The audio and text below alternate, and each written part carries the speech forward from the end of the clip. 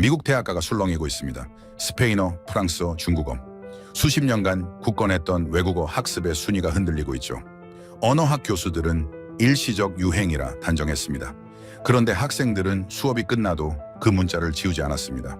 메모장에, 플래시카드에, 심지어 교과서 여백 개까지 한글이 침투하고 있었습니다. 지금부터 미국 대학 강의실에서 벌어지고 있는 한글의 충격 실화 시작합니다. 저는 미국 중서부 소재 대학에서 외국어 프로그램을 운영하고 있습니다. 정확히 말하면 스페인어, 프랑스어, 독일어, 중국어, 일본어 수업의 등록 현황을 관리하고 커리큘럼 개편을 조율하는 일을 맡고 있죠. 이 일을 10년 넘게 해왔습니다. 그래서 저는 확신하고 있었습니다. 미국 학생들에게 외국어란 결국 스페인어 아니면 중국어라는 것을요. 이유는 간단했습니다. 스페인어는 미국 내 히스패닉 인구 증가와 직결되어 있고 중국어는 비즈니스 언어로 인식되어 있었으니까요. 프랑스어와 독일어는 전통적인 교양 언어로 자리 잡고 있었고 일본어는 애니메이션과 게임 문화 덕분에 꾸준한 수요가 있었습니다. 이 구도는 제가 이 일을 시작한 이후로 거의 변하지 않았습니다. 한국어요. 솔직히 말씀드리면 저는 한국어 수업이 우리 대학에 있는지조차 한동안 몰랐습니다. 동아시아학과에서 운영하는 소규모 강좌 중 하나였고 등록 인원도 10명 안팎이었으니까요. 매학기 폐강 위기에 놓이는 수업 목록에 항상 이름을 올리고 있었습니다. 저는 그때 한국어를 이렇게 정의하고 있었습니다. K-팝 팬들이 아이돌 이름을 읽고 싶어서 듣는 수업, 일시적인 문화 유행에 기반한 언어, 학문적 깊이나 실용성과는 거리가 먼 선택. 냉정하게 들리시겠지만 이건 저만의 편견이 아니었습니다. 학과 회의에서도 교수진 사이에서도 한국어는 진지한 논의 대상이 아니었습니다. 한국어 수업 유지해야 할까요? 어느 학기 말 회의에서 동료가 물었습니다. 저는 등록 현황 데이터를 보여주며 말했죠. 수요가 없으면 자연스럽게 정리되겠죠. 그게 2020년대 초반의 상황이었습니다. 저는 그때 제가 얼마나 큰 착각 속에 있었는지 몰랐습니다. 미국의 외국어 교육 시스템은 알파벳을 중심으로 설계되어 있습니다. 당연한 이야기처럼 들리시겠지만 이 구조적 특성은 학습 방식 전체를 규정합니다. 영어를 모국어로 사용하는 학생들은 새로운 언어를 배울 때 가장 먼저 부딪히는 벽이 있습니다. 발음과 철자의 불일치죠. 영어 자체가 그렇습니다. CAT 캣은 캣이지만 CAN 캔입니다. 같은 AA인데 소리가 다릅니다. GH에는 단어에 따라 풋 소리가 되기도 하고 아예 묵음이 되기도 합니다. 영어를 쓰는 사람들은 이런 불규칙성에 익숙해져 있지만 이게 외국어 학습에서는 심각한 장애물이 됩니다. 프랑스어를 배우는 학생들은 이가 언제 소리 나고 언제 묵음인지 외워야 합니다. 중국어를 배우는 학생들은 한자 하나하나의 발음을 따로 암기해야 합니다. 일본어는 히라가나와 가타카나를 배우고 나서 또 한자를 배워야 합니다. 저는 이걸 당연한 학습 과정이라고 생각했습니다. 외국어는 원래 어려운 거니까요. 발음 암기는 필수 단계이고 시간이 걸리는 건 당연하다고요. 그런데 어느 순간부터 이상한 현상이 눈에 들어오기 시작했습니다. 중국어 수업을 듣는 학생들의 교재 여백에 낯선 기호들이 적혀 있었습니다. 한자 옆에 알파벳이 아닌 다른 문자로 발음이 표기되어 있었죠. 처음에는 학생 개인의 독특한 메모 방식이라고 생각했습니다. 그런데 같은 패턴이 다른 학생들에게서도 나타났습니다. 스페인어 수업에서도, 일본어 수업에서도요. 이게 뭐야? 제가 한 학생에게 물었습니다. 학생은 대수롭지 않게 대답했습니다. 아, 한글이요. 발음 적어두는 거예요. 저는 그 순간 웃음이 나왔습니다. 한글로 발음을 적는다고요. 한국어도 모르는 학생이 한글을 발음 기호로 쓴다고요. 농담처럼 들렸습니다. 한글 읽을 줄 알아? 네. 배우는데 이틀 걸렸어요. 이틀. 학생은 정말 아무렇지 않게 말했습니다. 저는 그때 그 말의 의미를 제대로 이해하지 못했습니다. 저는 외국어 교육 분야에서 10년 넘게 일해온 사람입니다. 새로운 문자 체계를 배우는데 이틀이 걸린다는 건 불가능에 가깝습니다. 중국어 수업에서 기본 한자 500자를 익히는데 한 학기가 걸립니다. 일본어 히라가나와 가타카나를 완벽하게 암기하는데도 몇 주가 필요하죠. 아랍어 문자는 기초반 전체 커리큘럼의 절반을 차지합니다. 그런데 이틀이라고요. 저는 그 학생의 말을 과장이라고 치부했습니다. 아마 대충 몇 글자 알아본다는 의미겠지. 제대로 읽을 리가 없다. 저는 그렇게 생각하고 그 장면을 잊어버렸습니다. 하지만 같은 장면은 계속 반복되었습니다. 다음 학기에도, 그 다음 학기에도 학생들의 메모장에는 점점 더 많은 한글이 등장했습니다. 저는 여전히 이걸 일시적인 유행이라고 생각했습니다. K-팝 열풍의 부산물, 곧 사라질 현상. 제가 틀렸다는 걸 깨닫기까지는 시간이 좀 더 필요했습니다. 저는 그 학기에도 여느 때처럼 외국어 프로그램 등록 현황을 점검하고 있었습니다. 스페인어는 여전히 압도적인 1위였고 중국어가 그 뒤를 따르고 있었죠. 프랑스어와 독일어는 소폭 감소세였고 일본어는 애니메이션 신작이 나올 때마다 등록률이 출렁거렸습니다. 한국어는 여전히 하위권이었습니다. 숫자만 보면 아무것도 변한 게 없었죠. 그런데 제 시선은 자꾸 다른 곳으로 향했습니다. 강의실 안에서 벌어지는 장면들 말입니다. 중국어 초급반 수업을 참관한 적이 있습니다. 학생들이 성조를 연습하고 있었죠. 말하는 발음 하나에 4가지 성조가 있고 각각 의미가 완전히 다릅니다. 첫 번째 성조는 어머니, 두 번째는 삶, 세 번째는 말, 네 번째는 꾸짖다. 학생들은 이걸 구분하기 위해 숫자를 붙이거나 화살표를 그리거나 알파벳 위에 작은 기호를 올려놓았습니다.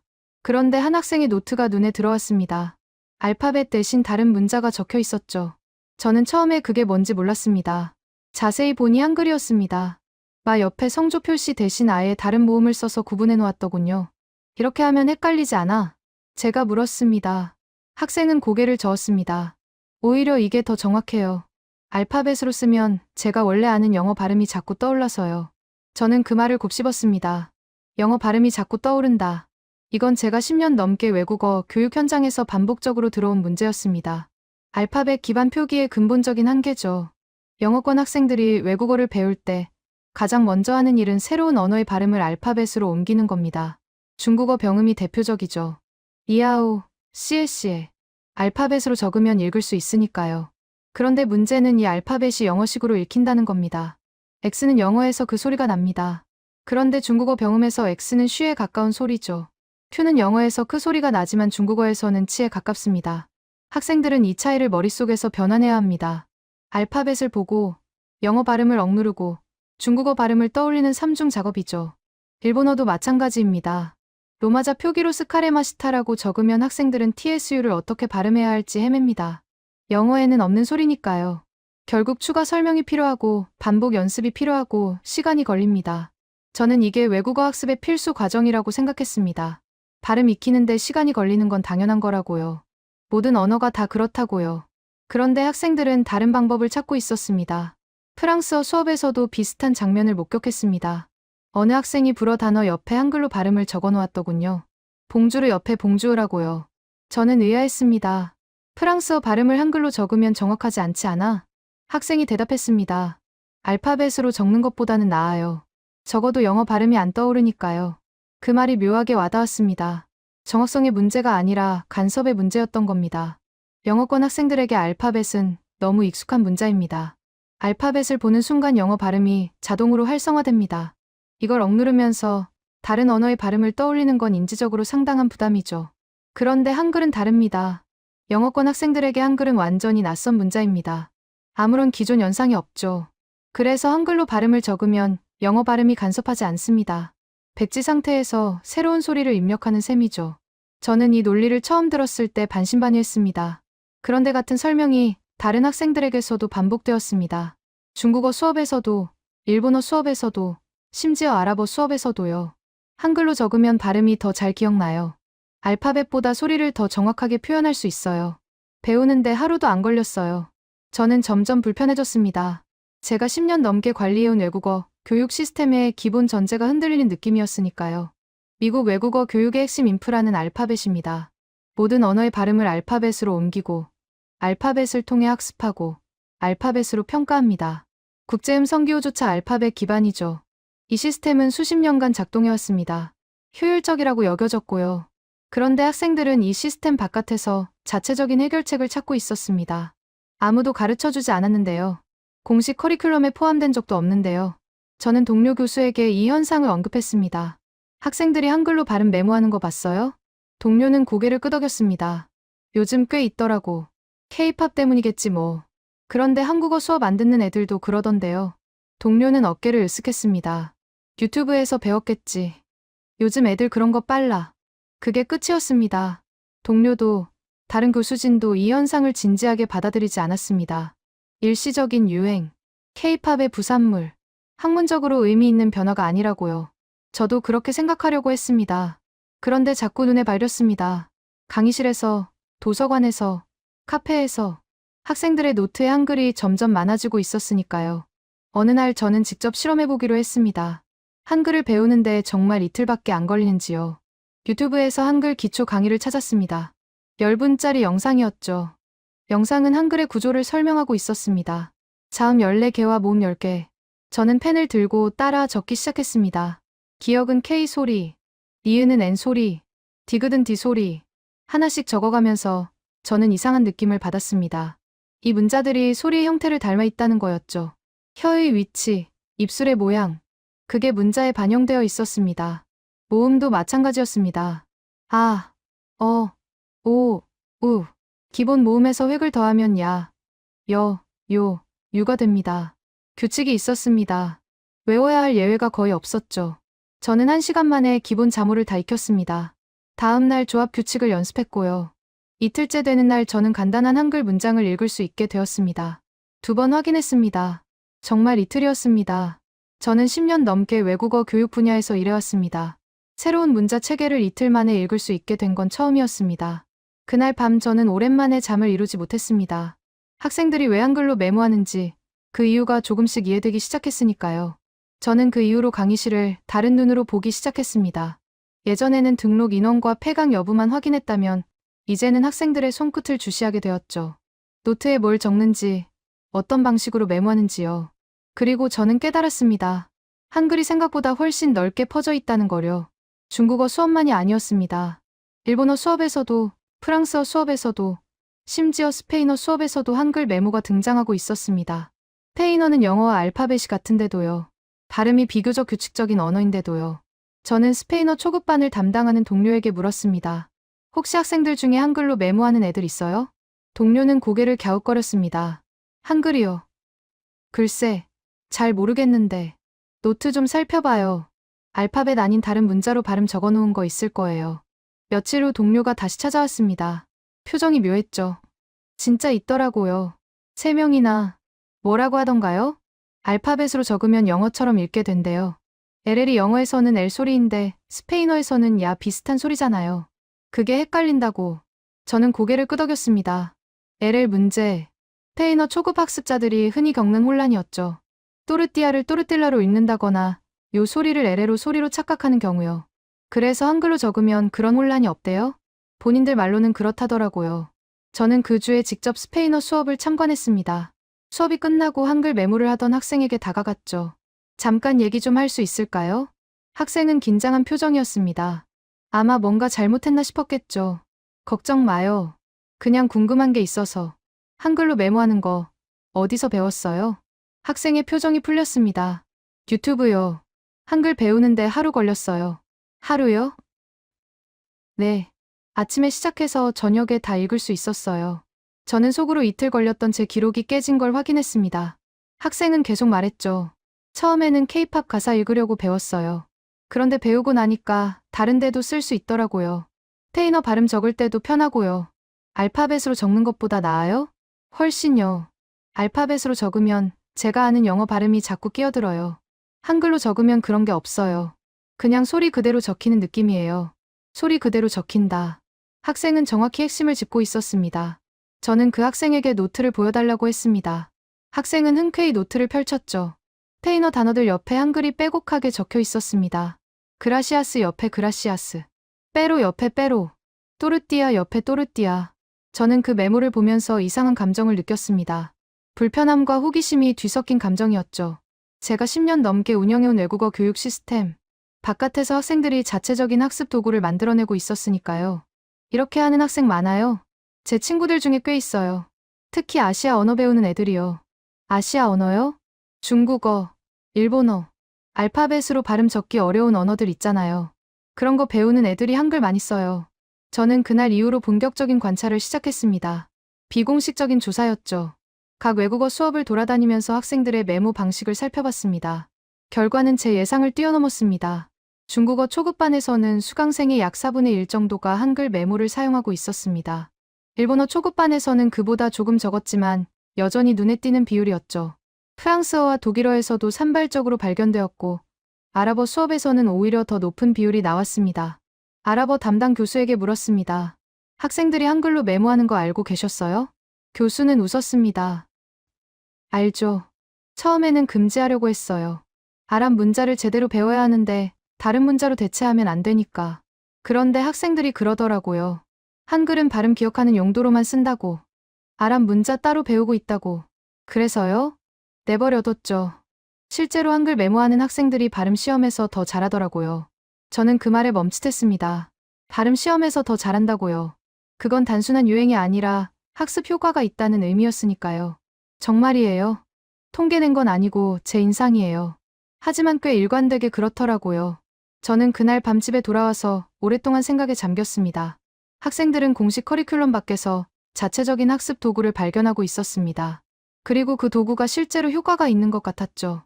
문제는 이걸 어떻게 해석해야 하느냐는 거였습니다. K-팝의 부산물인가요? 일시적인 유행인가요? 아니면 뭔가 더 근본적인 변화의 조짐인가요? 저는 아직 확신이 없었습니다. 하지만 무시할 수 없는 현상인 건 분명했죠. 그 무렵 저는 학과 회의에서 한 가지 제안을 했습니다. 한국어 프로그램 확대를 검토해봐야 하지 않을까요? 회의실이 조용해졌습니다. 동료들이 저를 쳐다봤죠. 한국어요? 지금 등록 인원이 몇 명인데요? 많지 않아요. 하지만 한국어를 수강하지 않는 학생들 사이에서도 한글 사용이 늘고 있어요. 발음 메모 도구로요. 동료 하나가 피식 웃었습니다. 발음 메모 도구요? 그게 한국어 프로그램 확대 근거가 되나요? 학생들이 자발적으로 문자 체계를 학습하고 있다는 건 뭔가 의미가 있지 않을까요? K-팝 팬들이 아이돌 이름 읽으려고 하는 거죠. 학문적 수요가 아니에요. 저는 반박하려다 멈췄습니다. 명확한 데이터가 없었으니까요. 제가 가진 건 강의실 관찰과 학생 인터뷰뿐이었습니다. 그걸로 학과 정책을 바꿀 수는 없었죠. 회의는 다른 안건으로 넘어갔고 제 제안은 흐지부지 되었습니다. 하지만 저는 포기하지 않았습니다. 대신 다른 방법을 찾기로 했죠. 더 많은 데이터를 모으기로요. 저는 비공식 설문조사를 시작했습니다. 외국어 수업을 듣는 학생들에게 메모 방식에 대해 물었죠. 익명으로요. 강제가 아니라 자발적 참여로요. 질문은 간단했습니다. 외국어 발음을 기록할 때 어떤 방식을 사용하나요? 알파벳, 국제음성기호, 한글, 기타. 응답이 모이기 시작했습니다. 그리고 그 결과는 저를 놀라게 했습니다. 응답자의 상당수가 한글을 발음 메모 도구로 사용한 경험이 있다고 답했습니다. 정확한 수치를 말하기는 어렵지만 제 예상보다 훨씬 높은 비율이었죠. 더 놀라운 건 한글을 사용하는 학생들 중 대다수가 한국어 수업을 수강한 적이 없다는 거였습니다. 한글은 어디서 배웠나요? 라는 추가 질문에 대부분의 학생이 같은 답을 했습니다. 유튜브요. 틱톡이요. 온라인에서요. 저는 그 응답들을 읽으면서 묘한 기분이 들었습니다. 학생들은 공식 교육 시스템 밖에서 스스로 문자를 배우고 있었습니다. 그리고 그 문자를 다른 언어 학습에 적용하고 있었죠. 이건 단순한 유행이 아닐 수도 있다. 저는 그렇게 생각하기 시작했습니다. 저는 그 설문조사 결과를 들고 다시 학과 회의에 참석했습니다. 이번에는 숫자가 있었으니까요. 물론 공식적인 연구는 아니었지만 최소한 근거는 있었죠. 외국어 수업 수강생 중 상당수가 한글을 발음 메모 도구로 사용하고 있습니다. 동료들이 제 자료를 훑어봤습니다. 반응은 미지근했죠. 흥미롭네요. 그런데 이게 뭘 의미하는 거예요? 학생들이 알파벳 기반 발음 표기의 한계를 느끼고 있다는 거죠. 그래서 대안을 찾고 있는 거고요. 대안이 한글이라고요? 적어도 일부 학생들에게는요. 동료 하나가 손을 들었습니다. 그런데 이건 우리 대학만의 현상 아닐까요? K-팝 동아리가 활발하다거나 한국 유학생이 많다거나 그런 지역적 특수성 말이에요. 저는 그 질문에 답할 수 없었습니다. 사실 저도 같은 의문을 품고 있었으니까요. 이게 우리 대학만의 특이한 현상인지 아니면 더 넓은 범위에서 일어나고 있는 변화인지. 회의가 끝난 후 저는 다른 대학의 동료들에게 연락하기 시작했습니다. 동부의 아이비리그 대학, 서부의 주립대학, 남부의 사립대학. 외국어 프로그램을 담당하는 사람들에게 같은 질문을 던졌죠. 혹시 학생들이 한글로 발음 메모하는 현상 본 적 있어요? 처음 며칠은 별다른 응답이 없었습니다. 그런데 일주일쯤 지나자 답장이 오기 시작했습니다. 동부의 한 대학에서 온 답장이었습니다. 우리 쪽에서도 비슷한 현상이 있어요. 처음에는 K-팝 팬덤 때문이라고 생각했는데 중국어랑 일본어 수업에서도 보이더라고요. 서부의 대학에서도 비슷한 내용이 왔습니다. 언어학과 교수님이 관심 가지고 계세요. 학생들 인터뷰하고 계시는 것 같던데요. 남부의 대학에서는 더 구체적인 이야기가 나왔습니다. 우리는 아예 튜터링 센터에서 한글 기초 워크숍을 열었어요. 외국어 학습 보조 도구로요. 참석률이 꽤 높았습니다. 저는 그 이메일들을 읽으면서 점점 확신이 생겼습니다. 이건 우리 대학만의 현상이 아니었습니다. 미국 전역에서 어쩌면 그 너머에서도 비슷한 일이 벌어지고 있었죠. 저는 더 넓은 범위로 조사를 확대하기로 했습니다. 미국 내 대학들뿐 아니라 캐나다, 영국, 호주의 동료들에게도 연락했습니다.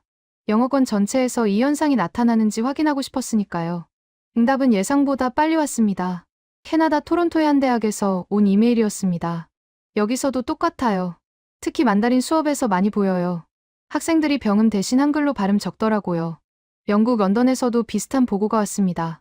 우리 대학 동아시아학과에서 이 현상을 주제로 소규모 연구를 진행 중이에요. 아직 결과가 나오진 않았지만요. 호주 시드니에서는 더 흥미로운 이야기가 나왔습니다. 여기는 다문화 환경이라 다양한 언어 배경을 가진 학생들이 많아요. 그런데 신기하게도 영어권 학생들만 한글 메모를 하더라고요. 다른 언어권 학생들은 자기네 문자를 쓰거나 아예 안 쓰거나. 저는 그 마지막 문장에서 멈췄습니다. 영어권 학생들만. 그건 중요한 단서였습니다. 왜 영어권 학생들만 한글을 발음 메모 도구로 사용할까요? 중국어권 학생들은 한자를 쓰고 일본어권 학생들은 가나를 씁니다. 아랍어권 학생들은 아랍 문자를 쓰죠. 각자 자기 모국어의 문자 체계를 사용합니다. 그런데 영어권 학생들은 다릅니다. 영어의 알파벳은 발음과 철자의 대응이 불규칙합니다. 같은 알파벳이 단어에 따라 다른 소리를 내죠. 그래서 알파벳으로 외국어 발음을 적으면 영어식 발음이 간섭합니다. 한글은 그 간섭을 차단합니다. 영어와 전혀 다른 문자 체계이기 때문에 기존의 발음 연상이 작동하지 않죠. 백지 상태에서 새로운 소리를 기록할 수 있는 겁니다. 저는 이 논리를 정리하면서 한 가지 더 깨달았습니다. 한글이 선택되는 이유가 또 있었습니다. 학습 속도였죠. 다른 문자 체계에도 간섭 차단 효과가 있을 수 있습니다. 아랍 문자나 데바나가리 문자나 그리스 문자도요. 그런데 이런 문자들은 배우는데 시간이 걸립니다. 몇 주에서 몇 달까지요. 한글은 다릅니다. 하루에서 이틀이면 기본적인 읽기가 가능해집니다. 투자 대비 효과가 압도적으로 높은 거죠. 저는 이 생각을 정리해서 영국 동료에게 이메일을 보냈습니다. 한글이 선택되는 이유가 두 가지인 것 같아요. 첫째, 알파벳과 완전히 다른 체계라서 영어 발음 간섭이 없다는 것. 둘째, 배우는데 시간이 거의 안 걸린다는 것. 동료의 답장이 왔습니다. 동의해요. 우리 연구팀에서도 비슷한 가설을 세우고 있어요. 추가로 한 가지 더 있는데 한글이 소리와 문자의 대응이 거의 1대1이라는 점이에요. 예외가 거의 없죠. 그래서 발음 기록 도구로 효율적인 거예요. 소리와 문자의 1대1 대응. 저는 그 표현을 곱씹었습니다. 한글을 배울 때 느꼈던 그 감각이 떠올랐습니다. 규칙이 명확하고 예외가 거의 없었던 것. 배운 대로 읽으면 되었던 것. 영어는 그렇지 않습니다. 스루를 스루로 읽지 않죠. 나이트의 K는 묵음입니다. 규칙보다 예외가 많은 언어입니다. 그래서 영어 알파벳으로 다른 언어의 발음을 적으면 혼란이 생기는 거죠. 저는 점점 더 큰 그림이 보이기 시작했습니다. 이건 단순한 유행이 아니었습니다. 영어권 학습자들이 알파벳 기반 발음 표기의 구조적 한계를 경험하고 있었고 그 대안으로 한글을 발견한 거였습니다. 자발적으로요. 아무도 가르쳐주지 않았는데요. 그 무렵 저는 온라인에서도 비슷한 현상을 발견하기 시작했습니다. 레딧의 언어학습 커뮤니티에서 한글 발음 표기에 대한 논의가 있었습니다. 유튜브에는 외국어 발음을 한글로 적는 방법을 설명하는 영상들이 올라오고 있었죠. 한 영상의 제목이 기억납니다. 중국어 발음을 한글로 적는 법. 조회수가 수십만이었습니다. 댓글에는 이런 내용들이 있었죠. 이거 진짜 효과 있어요. 병음보다 훨씬 기억에 잘 남아요. 한글 배우는데 하루 걸렸는데 중국어 발음 암기 시간이 절반으로 줄었어요. 왜 아무도 이 방법을 안 가르쳐 줬지? 저는 그 댓글들을 읽으면서 묘한 감정을 느꼈습니다. 학생들은 이미 알고 있었습니다. 교육 시스템보다 먼저요. 공식 커리큘럼보다 먼저요. 저는 다시 학과 회의 자료를 준비하기 시작했습니다. 이번에는 미국만이 아니라 영어권 전체의 동향을 담았습니다. 캐나다, 영국, 호주에서 온 보고들, 온라인 커뮤니티의 논의들, 유튜브 영상들의 조회수. 이건 우리 대학만의 현상이 아닙니다. 영어권 전체에서 일어나고 있는 변화입니다. 저는 그렇게 주장할 준비가 되어 있었습니다. 하지만 동시에 불안감도 있었습니다. 이 변화가 교육 시스템에 어떤 영향을 미칠지 아직 알 수 없었으니까요. 한글이 발음 메모 도구로 자리 잡는다면 외국어 교육의 방식 자체가 바뀌어야 할 수도 있었습니다. 저는 그 가능성을 생각하면서 다음 회의를 기다렸습니다. 저는 그 학기 말에 학회에 참석했습니다. 미국 외국어 교육학회 연례 컨퍼런스였죠. 매년 전국의 외국어 교육자들이 모여서 연구 결과를 발표하고 교류하는 자리입니다. 저는 보통 프로그램 운영 관련 세션에 참석하는데 그 해에는 다른 세션에 눈이 갔습니다. 발음 습득과 문자 체계의 상관관계. 그런 제목이었습니다. 발표자는 서부의 한 대학에서 온 언어학자였습니다. 이름은 밝히지 않겠습니다. 발표가 시작되자 저는 펜을 들었죠. 오늘 발표할 내용은 영어권 학습자들의 외국어 발음 습득 과정에서 나타나는 특이한 현상에 관한 것입니다. 언어학자는 슬라이드를 넘겼습니다. 지난 몇 년간 저희 연구팀은 영어권 대학생들이 외국어를 학습할 때 사용하는 메모 방식을 관찰해왔습니다. 그 과정에서 예상치 못한 패턴을 발견했습니다. 저는 숨을 멈췄습니다. 설마 상당수의 학생들이 알파벳이나 국제음성 기호 대신 한글을 발음 표기 도구로 사용하고 있었습니다. 회의장이 웅성거렸습니다. 저는 주변을 둘러봤죠. 다들 의아한 표정이었습니다. 한글이요? 누군가 질문했습니다. 언어학자가 고개를 끄덕였죠. 네, 한글입니다. 한국어를 학습하지 않는 학생들 사이에서 한글이 범용 발음 표기 도구로 활용되고 있었습니다. 언어학자는 다음 슬라이드로 넘어갔습니다. 학생들의 노트 사진이 화면에 떴죠. 중국어 한자 옆에 한글이 적혀 있었습니다. 일본어 히라가나 옆에도, 아랍어 문자 옆에도. 저희는 처음에 이것이 K-팝 팬덤의 영향이라고 가정했습니다. 하지만 데이터를 분석한 결과 그 가정은 부분적으로만 맞았습니다. 언어학자는 그래프를 보여줬습니다. 한글을 발음 메모 도구로 사용하는 학생들 중 약 60%가 K-팝이나 한국 문화에 관심이 있다고 응답했습니다. 하지만 나머지 40%는 그렇지 않았습니다. 순수하게 학습 효율 때문에 한글을 선택했다고 답했죠. 회의장이 조용해졌습니다. 저는 그 숫자를 메모했습니다. 40%. 문화적 관심 없이 학습 도구로만 한글을 선택한 비율. 왜 한글일까요? 언어학자가 질문을 던졌습니다. 저희는 3가지 요인을 분석했습니다. 첫째, 학습 용이성. 한글은 기본 자모를 익히는데 평균 이틀 이하가 소요됩니다. 이는 다른 비알파벳 문자 체계와 비교했을 때 압도적으로 짧은 시간입니다. 슬라이드에 표가 떴습니다. 한글, 일본어 가나, 아랍 문자, 데바나가리 문자의 기초학습 소요 시간 비교였죠. 한글만 이틀 이하로 표시되어 있었습니다. 둘째, 음소 대응의 일관성. 한글은 문자와 소리의 대응이 거의 1대1입니다. 예외가 극히 적죠. 반면 영어 알파벳은 같은 글자가 문맥에 따라 다른 소리를 냅니다. 학습자들은 이 불일치로 인해 혼란을 겪습니다. 언어학자가 예시를 들었습니다. 영어에서 A는 케이크에서는 A 소리가 나지만 캣에서는 에 소리가 납니다. 학습자가 외국어 발음을 알파벳으로 적으면 이런 불일치가 간섭합니다. 한글로 적으면 그런 간섭이 없죠. 저는 고개를 끄덕였습니다.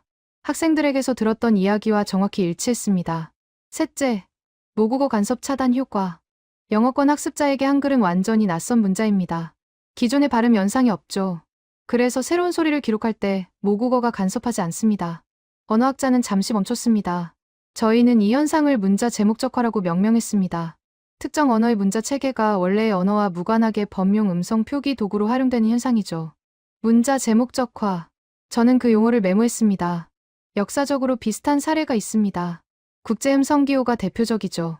하지만 국제음성 기호는 전문 교육이 필요합니다. 일반 학습자가 쉽게 접근하기 어렵죠. 한글은 그 장벽이 낮습니다. 유튜브 영상 하나로 배울 수 있으니까요. 언어학자가 마지막 슬라이드로 넘어갔습니다. 결론입니다. 영어권 학습자들 사이에서 한글이 비공식적인 범용 발음 표기 도구로 부상하고 있습니다. 이는 K-팝의 영향도 있지만 더 근본적으로는 한글의 구조적 특성에서 비롯됩니다. 학습 용이성, 음소 대응의 일관성, 모국어 간섭 차단 효과. 이 3가지가 한글을 효율적인 발음 표기 도구로 만들고 있습니다. 발표가 끝났습니다. 회의장에서 박수가 터져 나왔죠. 저는 손을 들었습니다. 질문이 있습니다. 이 현상이 교육 시스템에 어떤 영향을 미칠 수 있다고 보시나요? 언어학자가 고개를 갸웃거렸습니다. 좋은 질문이네요. 솔직히 아직 모릅니다. 하지만 가능성은 여러 가지가 있죠. 외국어 교육에서 한글을 공식적인 발음 보조 도구로 도입하는 방안을 검토할 수도 있습니다. 아니면 한글의 원리를 참고해서 새로운 발음 표기 체계를 개발할 수도 있겠죠. 저는 그 말을 곱씹었습니다. 한글을 공식적인 발음 보조 도구로. 그건 제가 상상하지 못했던 방향이었습니다. 추가 질문입니다. 한글이 모든 언어의 발음을 정확하게 표기할 수 있나요? 언어학자가 고개를 저었습니다. 아니요. 한글도 한계가 있습니다. 한국어에 없는 소리는 정확하게 표기하기 어렵죠. 예를 들어 영어의 F 소리나 V 소리, S 소리 같은 건 한글로 정확히 옮기기 힘듭니다. 하지만 학습자들이 한글을 선택하는 이유는 완벽한 정확성 때문이 아닙니다. 그럼 뭐죠? 충분한 정확성입니다. 알파벳보다 낮고 국제음성 기호보다 배우기 쉬운 수준의 정확성이요. 학습 도구로서의 효율성이 핵심입니다. 저는 그 답변에 만족했습니다. 완벽함이 아니라 효율성. 학생들이 한글을 선택하는 이유가 명확해졌습니다. 발표가 끝난 후 저는 언어학자에게 다가갔습니다. 명함을 교환하고 이메일 주소를 받았죠. 혹시 이 연구 결과를 공유해 주실 수 있나요? 저희 대학에서도 비슷한 현상을 관찰하고 있거든요. 언어학자가 웃었습니다. 물론이죠. 사실 이 연구에 관심 가지는 사람이 많지 않을 줄 알았는데 의외네요. 왜요? 한글이잖아요. 미국에서 한국어는 마이너 언어로 취급받으니까요. 이 연구가 주목받을 거라고 생각하지 않았어요.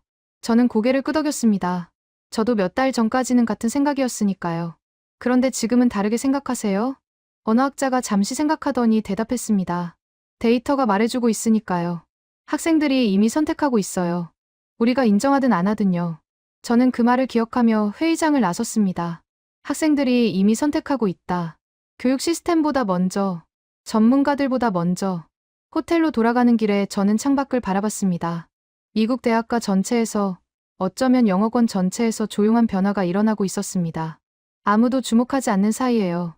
저는 그날 밤 이메일을 썼습니다. 학과장에게요. 한국어 프로그램 확대를 다시 논의해야 할 것 같습니다. 첨부한 자료를 검토해 주세요. 첨부 파일에는 학회 발표 자료와 제가 모은 데이터가 담겨 있었습니다. 이번에는 무시당하지 않을 거라는 확신이 있었습니다. 학과장에게서 답장이 온 건 사흘 뒤였습니다. 짧은 이메일이었죠. 자료 검토했습니다. 다음 주 학과 회의에서 논의합시다. 저는 그 한 줄에서 변화의 조짐을 읽었습니다.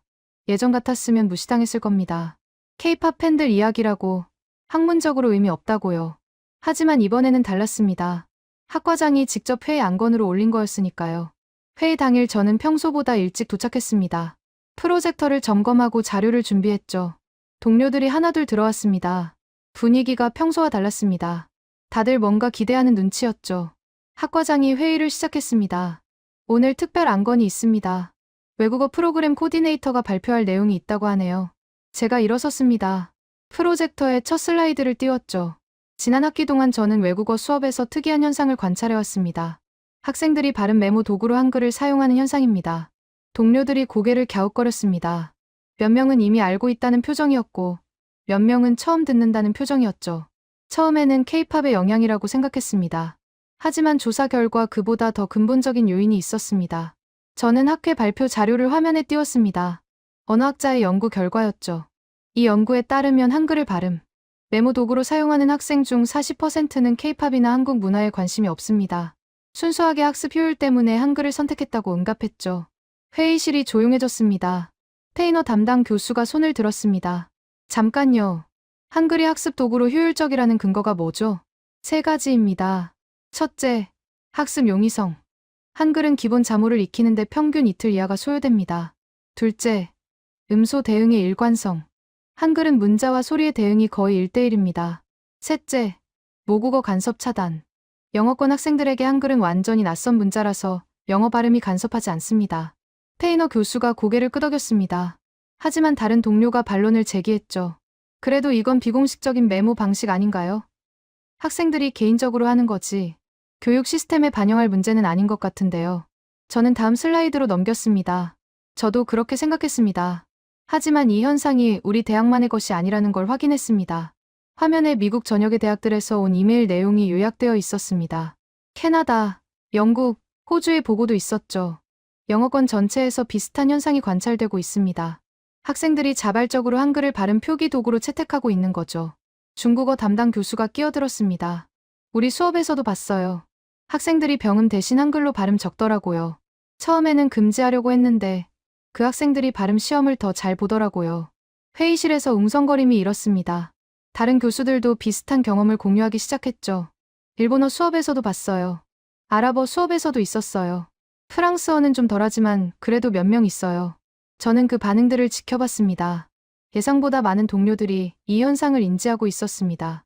다만 각자 고립된 사례로 치부하고 있었던 거죠. 학과장이 손을 들어 정리했습니다. 그래서 제안이 뭔가요? 저는 심호흡을 하고 대답했습니다. 한국어 프로그램 확대를 검토해야 합니다. 그리고 더 나아가서 한글을 외국어 학습의 보조 도구로 공식 도입하는 방안도 고려해 볼 수 있습니다. 회의실이 다시 조용해졌습니다. 독일어 담당 교수가 먼저 입을 열었죠. 잠깐요. 한글을 외국어 학습 보조 도구로 도입한다는 게 구체적으로 뭘 의미하는 거죠? 예를 들어 중국어 초급반에서 병음과 함께 한글 표기를 병행하는 겁니다. 학생들이 이미 하고 있는 걸 공식화하는 거죠. 독일어 교수가 고개를 저었습니다. 그건 문제가 있어요. 한글이 모든 발음을 정확하게 표기할 수 있는 게 아니잖아요. 독일어의 음라우트나 프랑스어의 비음 같은 건 한글로 제대로 옮기기 어려워요. 맞습니다. 한글도 한계가 있죠. 하지만 학생들이 선택하는 이유는 완벽한 정확성이 아니라 충분한 정확성입니다. 알파벳보다 낮고 국제음성 기호보다 배우기 쉬운 수준의 정확성이요. 아랍어 담당 교수가 동의했습니다. 저는 이 제안을 지지합니다. 실제로 한글 메모하는 학생들이 발음을 더 잘 기억해요. 제 수업에서 확인했습니다. 하지만 반대 의견도 있었습니다. 프랑스어 담당 교수가 손을 들었죠. 근본적인 질문을 하나 하겠습니다. 왜 한글이어야 하죠? 다른 문자 체계도 비슷한 효과가 있을 수 있잖아요. 국제음성 기호를 더 쉽게 가르치는 방법을 개발하면 되는 거 아닌가요? 좋은 질문입니다. 하지만 국제음성 기호는 배우는데 몇 주에서 몇 달이 걸립니다. 한글은 이틀이면 됩니다. 학습 비용 대비 효과가 다른 거죠. 그래도 한글은 한국어의 문자잖아요. 한국어를 배우지 않는 학생들에게 한글을 가르치는 게 교육적으로 적절한가요? 저는 잠시 생각했습니다. 그건 타당한 우려였습니다. 저도 그 부분을 고민했습니다. 하지만 학생들은 이미 스스로 한글을 배우고 있어요. 유튜브에서, 틱톡에서, 온라인에서. 우리가 개입하지 않아도 현상은 진행 중입니다. 문제는 이걸 무시할 것인지 아니면 교육적으로 활용할 것인지예요. 회의실이 웅성거렸습니다. 학과장이 다시 정리에 나섰죠. 의견이 분분한 것 같네요. 오늘 결론을 내기는 어려울 것 같습니다. 추가 조사를 진행하고 다음 학기 초에 다시 논의합시다. 저는 고개를 끄덕였습니다. 예상한 결과였습니다. 교육 시스템은 쉽게 바뀌지 않으니까요. 하지만 최소한 논의의 장은 열렸습니다. 그것만으로도 큰 진전이었죠. 회의가 끝난 후 몇몇 동료들이 제게 다가왔습니다. 중국어 교수와 아랍어 교수였죠. 발표 잘 들었어요.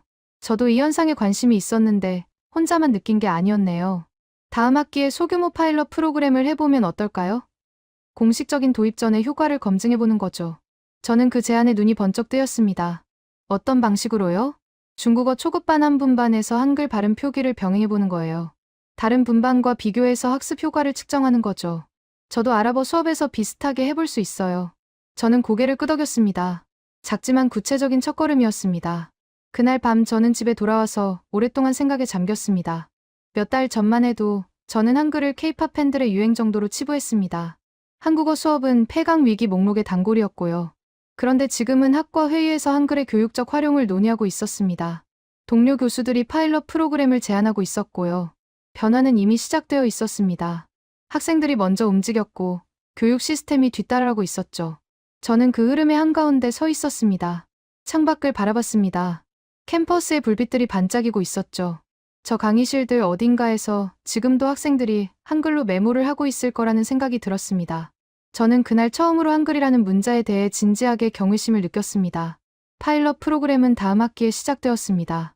중국어 초급반 두 분반 중 하나에서 한글 발음 표기를 병행하기로 했죠. 아랍어 초급반에서도 비슷한 실험이 진행되었습니다. 저는 매주 수업을 참관했습니다.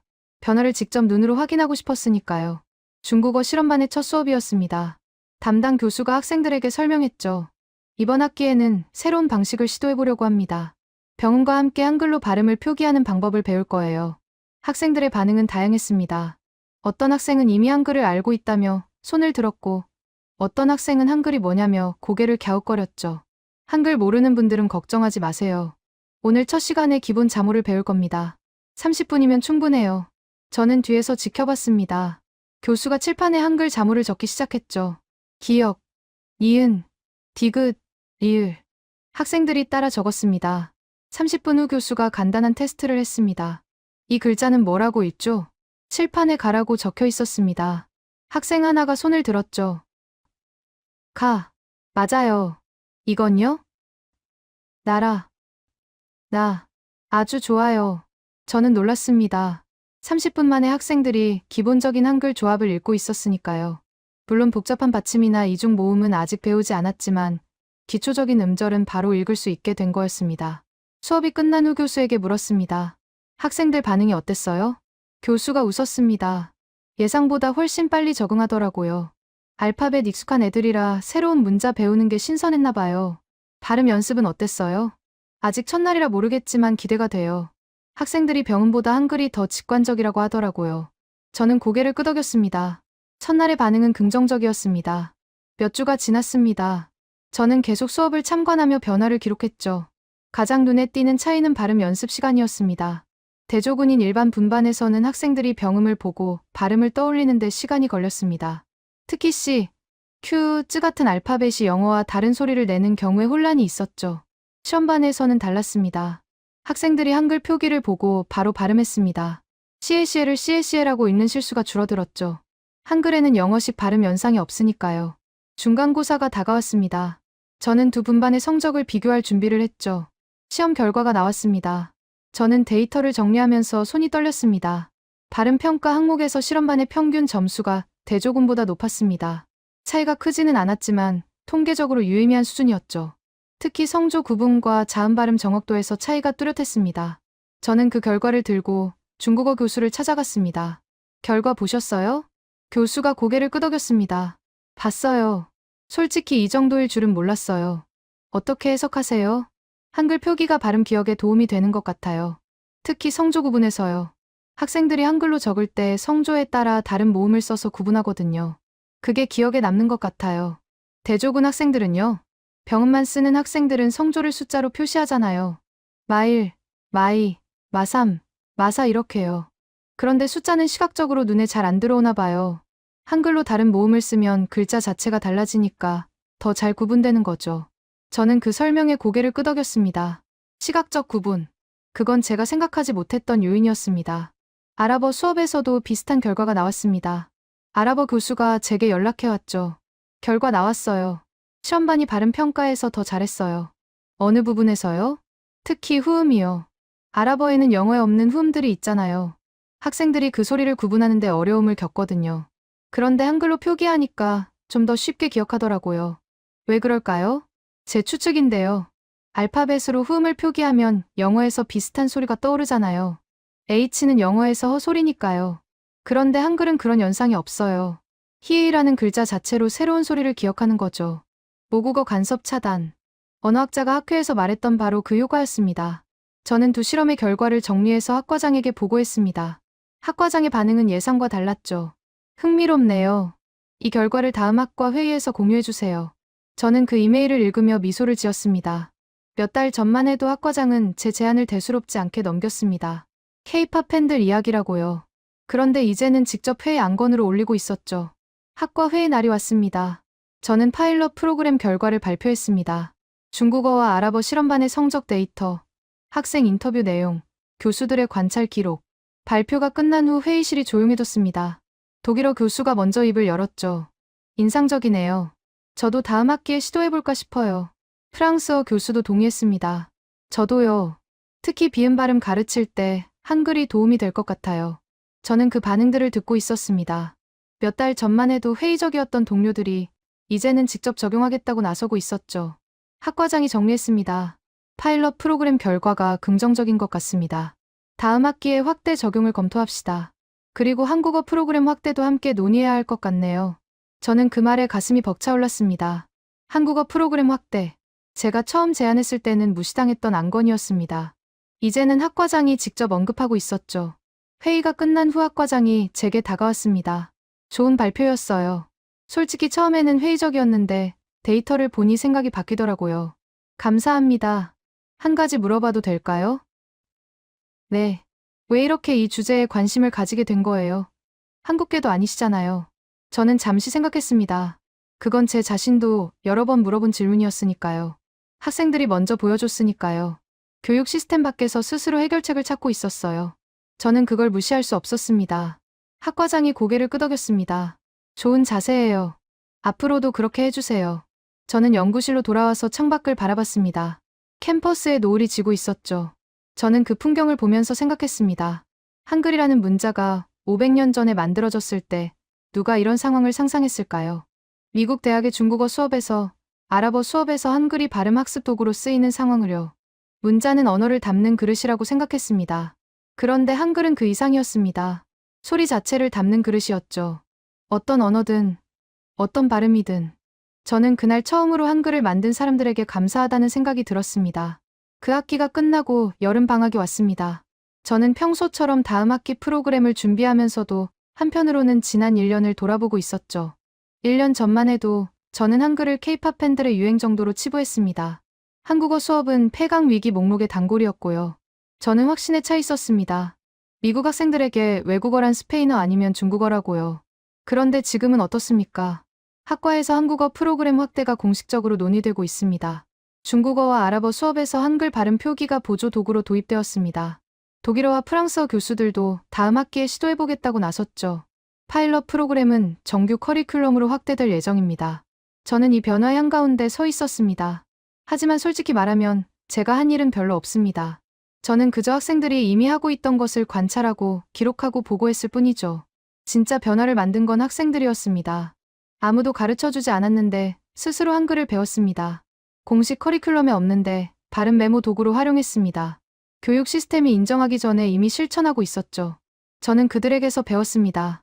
교육자로서 겸손해지는 법을요. 여름 방학 중에 저는 한국에 대해 더 알아보기 시작했습니다. 한글이 어떻게 만들어졌는지, 왜 그런 구조를 가지게 되었는지요.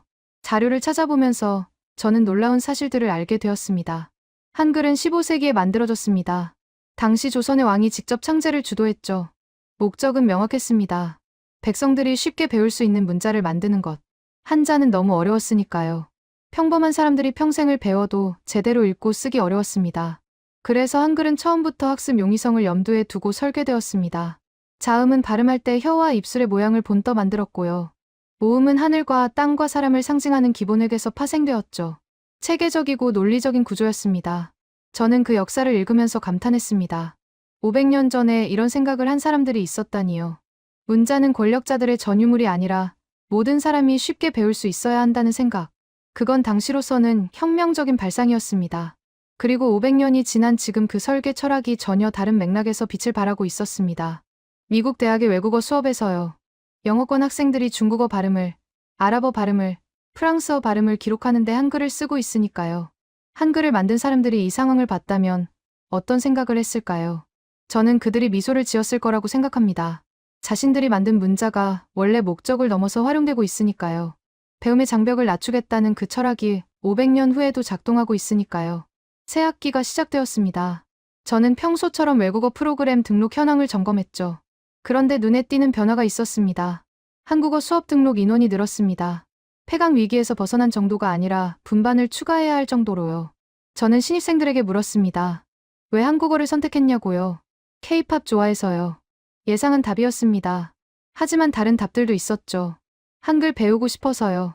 다른 언어 배울 때 도움이 된다고 들었어요. 친구가 중국어 수업에서 한글로 발음 적는데 진짜 효과 있대요. 그래서 저도 한글 제대로 배워보려고요. 저는 그 답변들을 들으면서 미소를 지었습니다. 한글의 실용성이 입소문을 타고 퍼지고 있었습니다. K-팝만이 아니라 학습 도구로서의 가치가 인정받기 시작한 거죠. 그 학기에 저는 특별한 워크숍을 기획했습니다. 외국어 학습자를 위한 한글 기초 워크숍이었죠. 한국어를 배우지 않는 학생들도 참여할 수 있게 했습니다. 발음 메모 도구로 한글을 활용하는 방법을 가르치는 자리였습니다. 첫 번째 워크숍에 30명이 넘는 학생이 왔습니다. 중국어 수강생, 아랍어 수강생, 일본어 수강생, 프랑스어 수강생. 다양한 언어를 배우는 학생들이 한자리에 모였죠. 저는 기본 자모를 가르쳤습니다. 기역, 이은, 디귿, 리을, 아, 어, 오, 우. 학생들이 따라 적었습니다. 1시간 후 학생들은 간단한 음절을 읽고 쓸 수 있게 되었습니다. 워크숍이 끝난 후 한 학생이 제게 다가왔습니다. 이거 진짜 신기해요. 알파벳이랑 완전히 다른데 왜 이렇게 쉽게 배워지죠? 저는 웃으며 대답했습니다. 한글이 원래 그렇게 설계되었거든요. 누구나 쉽게 배울 수 있도록. 누가 만들었어요? 500년 전 조선의 왕이요. 백성들을 위해서. 학생이 눈을 동그랗게 떴습니다. 왕이 직접요? 대박이네요. 저는 그 반응을 보면서 생각했습니다. 한글의 역사는 그 자체로 감동적인 이야기입니다. 그리고 그 이야기가 지금 미국 대학 캠퍼스에서 새로운 의미를 얻고 있었죠. 학기 말에 저는 학과장에게 보고서를 제출했습니다. 한 해 동안의 변화를 정리한 문서였죠. 한글 발음 표기 도입의 효과, 한국어 프로그램 등록 증가, 학생들의 반응. 학과장이 보고서를 읽고 나서 말했습니다. 좋은 성과네요. 내년에는 더 확대해봅시다. 저는 고개를 끄덕였습니다. 하지만 동시에 조심스러운 마음도 있었죠. 한 가지 걱정이 있습니다. 뭔데요? 한글이 만능 해결책처럼 여겨지면 안 될 것 같아요. 한글도 한계가 있으니까요. 모든 발음을 정확하게 표기할 수 있는 건 아니잖아요. 학과장이 고개를 끄덕였습니다. 맞는 말이에요. 균형 잡힌 접근이 필요하겠네요. 네. 한글은 보조 도구일 뿐이에요. 궁극적으로는 각 언어의 고유한 음성 체계를 직접 익혀야 하죠. 한글은 그 과정을 돕는 디딤돌 정도로 생각해야 할 것 같아요. 학과장이 미소를 지었습니다. 신중한 자세가 좋네요. 그런 균형 감각이 중요해요. 저는 연구실로 돌아와서 창밖을 바라봤습니다. 캠퍼스에 첫눈이 내리고 있었죠. 1년 전에 저를 떠올렸습니다. 한글을 케이팝 팬들의 유행으로 치부했던 저. 한국어 수업이 폐강되어도 상관없다고 생각했던 저. 그때의 저는 얼마나 좁은 시야로 세상을 보고 있었는지요. 학생들이 저를 깨워줬습니다. 교육 시스템 밖에서 스스로 답을 찾고 있던 학생들이요. 저는 그들의 행동을 관찰하고 따라가면서 비로소 배웠습니다. 열린 눈으로 세상을 보는 법을요. 한글은 단순한 문자가 아니었습니다. 500년 전의 철학이 담긴 도구였죠. 누구나 쉽게 배울 수 있어야 한다는 믿음. 배움의 장벽을 낮춰야 한다는 신념. 그 철학이 지금 미국 대학 강의실에서 다시 실현되고 있었습니다. 저는 창밖의 눈을 바라보면서 생각했습니다. 이건 끝이 아니라 시작이라고요. 한글이 영어권 외국어 교육에서 어떤 역할을 하게 될지는 아직 알 수 없습니다. 하지만 변화는 이미 시작되었습니다. 학생들의 메모장에서, 강의실에서, 캠퍼스 곳곳에서. 저는 그 변화의 목격자이자 기록자로서 앞으로도 계속 지켜볼 생각입니다. 그리고 언젠가 한국에 가보고 싶다는 생각이 들었습니다. 한글이 태어난 그 땅을요. 500년 전 그 문자를 만든 사람들의 정신이 깃든 곳을요. 창밖의 눈이 점점 굵어지고 있었습니다. 저는 컴퓨터를 끄고 코트를 입었습니다. 집으로 가는 길, 캠퍼스를 걸으면서 저는 혼자 중얼거렸습니다. 기억, 이은, 디귿, 리을. 발음이 아직 어색했지만 그래도 좋았습니다. 새로운 소리를 배우는 건 언제나 설레는 일이니까요.